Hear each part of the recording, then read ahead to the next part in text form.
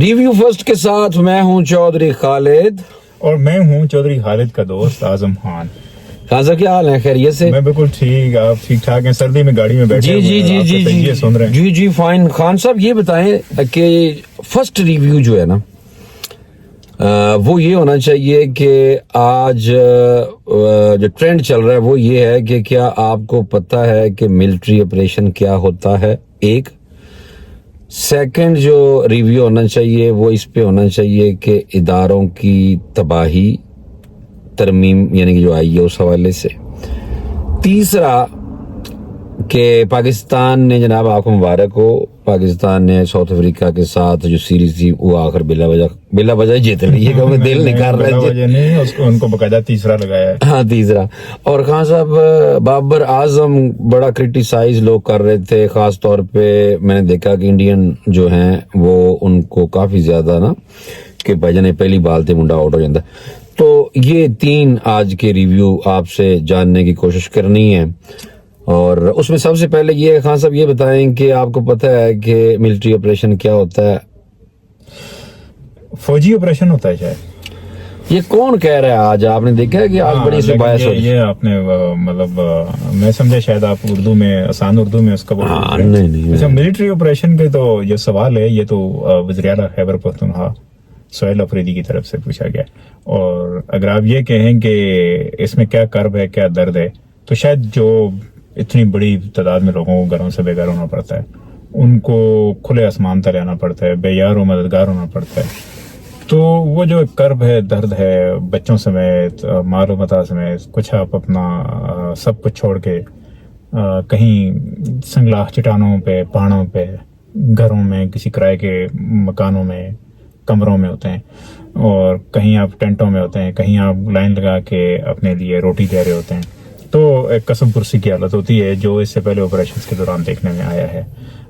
شاید اس وجہ سے ایک ریئلائزیشن کہیں نہ کہیں اداروں میں ہے. یہ ڈیبیٹ بھی سامنے آتی ہے کہ ملٹری آپریشن نہیں ہوگا، انٹیلیجنس بیسڈ آپریشنز ہوں گے، جس کا مطلب یہ ہوتا ہے IOBs کا کہ لوگ اپنے گھروں میں رہیں گے، ان کو کہیں نہیں نکالا جائے گا. البتہ یہ ہے کہ جہاں انٹیلیجنس ہوگی کہ وہاں پہ کوئی شدت پسند ہیں اور کوئی اس طرح کے ملیشیس انٹینٹ والے لوگ ہیں تو ان کے اگینسٹ کریک ڈاؤن ہوگا. لیکن جو خیبر پختونخوا کی پوزیشن ہے وہ بڑی اس حوالے سے کافی کریٹیکل، کافی وہ اس حوالے سے سیریس اس کو لیتے ہیں ان ساری چیزوں کو. اور ان کی ایک بڑی پوزیشن ہے کہ جب کبھی کوئی اس طرح کی بڑی ملٹری ایکسرسائز ہو تو وہاں کی جو حکومت ہے اور وہاں کے جو نمائندے ہیں اور وہاں کے جو عوام ہیں ان کو آن بورڈ لے کے کیا جائے. کیونکہ آپ نے دیکھا کہ بڑی جو تعداد ہے لوگوں کی وہاں پہ، تو وہ گھروں سے باہر نکل آتی ہے پروٹیسٹ میں کہ ایسے آپریشن نہ ہوں جن سے شدت پسندوں کا کم اور ان کا نقصان زیادہ ہو، یعنی کولیٹرل ڈیمیج والے جو آپریشن ہیں یا کاروائیاں ہیں وہ نہ ہوں. یقیناً اب آپ کے سوال یہی ہوگا. میں نے اب آگے نکلتے ہیں. وہ جو دوسری جو ہماری بات تھی کہ اداروں کی تباہی، یہ ترمیم ہے، یہ اداروں کی تباہی کیسے 27ویں ترمیم کی طرف آپ؟ ہاں میں تو یہی دیکھ رہا ہوں. ہاں یہ ایک اوپینین آپ نے سوشل میڈیا سے یہ دیکھا ہے جہاں پہ میں نے ٹرینڈ دیکھا ہے، ٹرینڈ چل رہا ہے تو اس میں تو آسم لا کے بھی ٹرینڈ چل رہے ہیں اور کوئی اس کو سمجھ رہا ہے شاید پرسن اسپیسیفک چل رہے ہیں. لیکن آپ دیکھیں تو بظاہر ایسا لگ رہا ہے جس طرح آج پارلیمنٹ میں بھی ڈیبیٹ ہوئی ہے، وزیر قانون بھی بولے ہیں، اعظم رضی طارق نے بھی اس پہ بات کی ہے کہ یہ بنیادی طور پہ COD میں 2005 میں یہ کنسیو کیا گیا تھا UK میں کہ ایک کنسٹیٹیوشن کوڈ بنے گی اور یہ اس راستے پہ ہم چل رہے ہیں. پیپل پارٹی ہمارے ساتھ ہے. تو اپوزیشن اس کو ماننے کو تیار نہیں ہے.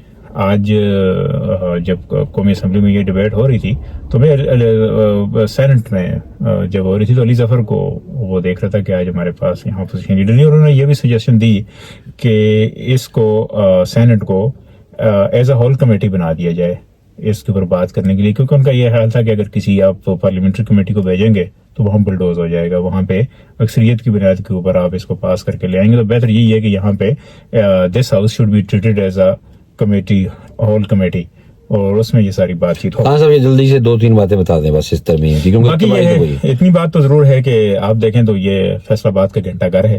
تمام اختیارات آ کے ایک ادارے کو اور ایک شخص کو جا کے تفویض ہوتے ہیں. وہ ताहयात फील्ड मार्शल भी होंगे, वो वज़ीर आज़म का हथियार इस्तेमाल करते हुए नेशनल स्ट्रेटेजिक कमांड के भी सरबराह मुकर्रर कर रहे होंगे, उनका तलक भी फौज से होगा, रिटायर भी नहीं होंगे, शर्त भी होगा, वो रिटायर नहीं होंगे, उनके खिलाफ मुकदमात नहीं कायम किया जा सकेंगे, और अगर उनकी इम्पीचमेंट होगी तो वो पार्लियामेंट करेगी, उनको इस तरह सरकारी मुलाजिम की तरह घर नहीं भेजा जा सकता, या उनके खिलाफ इस तरह की सरसरी कार्रवाई नहीं की जा सकती। एक लिहाज से जरदारी साहब भी तो बेनिफिशरी है ना, क्योंकि उनका मकाम भी तो इतना बुलंद हुआ है बिल्कुल कि जिंदगी भर उनको कहीं मुकदमात में नहीं पकड़ा जाएगा। वाह यार बड़ी यार, ये खान साहब ये पाकिस्तान में होता क्या है वैसे? ये बंदा बड़े नहीं फड़े जाते, छोटे फड़े जाते हैं। चलें थोड़ी ओपिनियन हो सकती है, तो अगला इशू दसो, क्योंकि मैंने खान साहब इसी में अदलिया के हवाले से जो है वो भी बता देना, जजेस के हवाले से। जजेस का जो आप कॉन्स्टिट्यूशनल कोर्ट की तरफ इशारा कर रहे हैं, तो कॉन्स्टिट्यूशनल कोर्ट एक पैरेलल कोर्ट होगी, जो सुप्रीम कोर्ट की जो आर्टिकल 1843 आपने बड़ा सुना होगा, 100 मोटो ले लिया जी, खुद नोटिस ले लिया जी, और 100 मोटो खुद नोटिस, ये इतना ज़बान ज़्यादा आम है, ये दो अल्फाज इंग्लिश और उर्दू के मतलब दोनों के एक ही है, तो ये इतनी दफ़ा लिए गए हैं सुप्रीम कोर्ट। और सुप्रीम कोर्ट किसी भी मामले में हुकूमत को तलब करती थी, किसी भी मामले में फौज को तलब करती थी, कोई लापता अफराद का इशू होता था, कोई करप्शन का इशू होता था, कहीं अख्तियारात का तजावुज का इशू होता था, और इस तरह के कई मामला होते थे, उसके ऊपर 100 मोटो हो गया, पर्सनस के खिलाफ भी 100 मोटो हो जाता, उनको बुलाया जाता था। तो अब जो कॉन्स्टिट्यूशन कोर्ट होगी वो सुप्रीम कोर्ट से ये सारे अख्तियारात उसको मुंतकिल हो जाएंगे, और हुकूमतों के दरमियान, सूबाई हुकूमतों के दरमियान, फेडरल और सूबाई हुकूमतों के दरमियान जो तनाज़ात होंगे वो कॉन्स्टिट्यूशन कोर्ट्स में आएंगे। और फिर यह है कि जजेस को पहले होता था कि उनकी कंसेंट के साथ उनका तबादला किया जा सकता है दूसरी हाई कोर्ट्स के अंदर भी, मगर अब ये कंसेंट उनकी नहीं होगी, नहीं मानेगा कि जो इसके अंदर जो अप्रूवल चाहिए होती थी हाईएस्ट ऑफिसर्स की, वो भी उनसे लेकर जुडिशल कमीशन को दे दी गई है। तो इस लिहाज से आपको एक लिहाज से आप ये देख लें कि आपको अगर जब सजा देनी भी मकसद होगी और आपको इररिलेवेंट करना भी मकसद होगा, तो फिर ये हथियार भी ले लिया गया। और इस तरह इंडिपेंडेंस ऑफ जुडिशरी जिसको कहा जाता है कि वो किसी भी जमहूरियत के लिए बड़ी जरूरी चीज होती है, वो इससे शायद कॉम्प्रोमाइज होती नजर आ रही है। गुड खान साहब जल्दी से तीसरा जो रिव्यू है वो है जी, पाकिस्तान ने साउथ अफ्रीका से सीरीज जीत ली है 2-1 से। पहला मैच जीत गए थे, दूसरा हार गए थे, तीसरा जीत गए। और कई लोग कह रहे थे कि नहीं वो उन्होंने टीम हल्की आई है, हालांकि ऐसी बात नहीं थी, टीम उनकी भी अच्छी आई हुई थी भाई। तो खान साहब आपने जो मैच देखा है, आपकी इस पे क्या राय है कि ये मैच, पूरी सीरीज बल्कि तीनों मैच, उसका अगर आप 2-4 लाइनों 5-7 लाइनें चलें कर दें? देखिए जो मेरी नजर से वो गुजरा है, तो आप देखें जो मैचेस तो वो जीत जाते थे तो वो जीत जाते थे, और जो मैचेस हम जीतते थे तो खास तौर पे ट्विटर के ऊपर इस तरह के ओपिनियन सामने आता था कि वो सी और कहीं पे डी टीम उसको कहा गया है। ऐसा नहीं है, साउथ अफ्रीका ने भी बहुत अच्छा खेला है, और जो मैचेस जीते बड़ा कन्विंसिंग तरीके से जीते। और टेस्ट मैच में भी देखें, एक टेस्ट मैच वो जीते, बड़ा कन्विंसिंग जीते। और आपने T20 में देखा कि बड़ा कन्विंसिंग जो मैच जीते थे, बड़ा कन्विंसिंग जीते थे।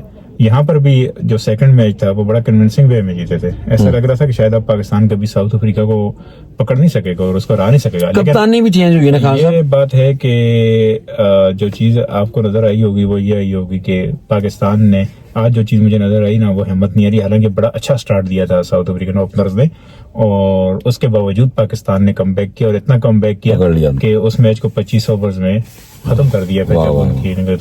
अनप्रेडिक्टेबल टीम है, किस टाइम कुछ भी कर देती भाई। तो बस हम भी अनप्रेडिक्टेबली रहेंगे किसी टाइम किसी भी इशू के साथ, अपने ऑडियंस के साथ। वेरी गुड खान साहब, जल्दी से बाबर आजम को बड़ा तनकीद कर दे, लेकिन बब्बर शेर है यार, उसको मैं तो भाई उस क्लास। बाबर आजम अब एक ब्रांड तो है ना, क्लास तो है, वो चले ना चले, वो बहुत सारे स्कोर करे ना करे, लेकिन उसके बावजूद उन्होंने बड़े 2 अहम रिकॉर्ड भी अचीव किए सारे जो साउथ अफ्रीका के विजिट के दौरान था। आपने देखा कि सबसे टॉप स्कोरर बन गए T20 में, और बाकी जब तक वो विकेट पे होते, आज एक और किया भजन, ये वनडे में भी कर दिया। जी वनडे में उनका क्या बन गया जी? एक स्कोर उन्होंने टॉप स्कोर किया, सेंचुरियां भी ज्यादा, स्कोर भी ज्यादा, 4000 कुछ हो गए। अच्छा, लेकिन ये है कि काफी मैचेस से उनकी सेंचुरी का इंतजार किया जा रहा है, कम से कम शायद 84 मैचेस हो गए। लेकिन देखते हैं कि उनका बला कब चलता है इस लेवल पे, क्योंकि लोग जब वो खेल रहे होते हैं तो क्राउड की फुल अटेंशन होती है, जैसे ही जाते हैं क्राउड बड़ी। सब नहीं, एक बात याद आई, वो एक माइकल होल्डिंग या कौन कह रहा था वेस्ट इंडीजी कि ये मैं क्रिकेट हिस्ट्री में पहली दफा देखा है कि क्राउड जो है वो इंतजार कर रहा है कि बंदा आउट हो जाए तो बाबर आजम आके खेलना शुरू कर दे। हाँ, ये बिल्कुल ऐसे है, ये बिल्कुल ऐसे ये इसी दौरे के दौरान ही ये तबसरा भी सामने आया। बस करें फिर ये रेयर हैपनिंग है, तो बहरहाल बाबर के लिए बेस्ट वजह से, और आप सबके लिए भी। चलें खान साहब, फिर ठीक है, इजाजत।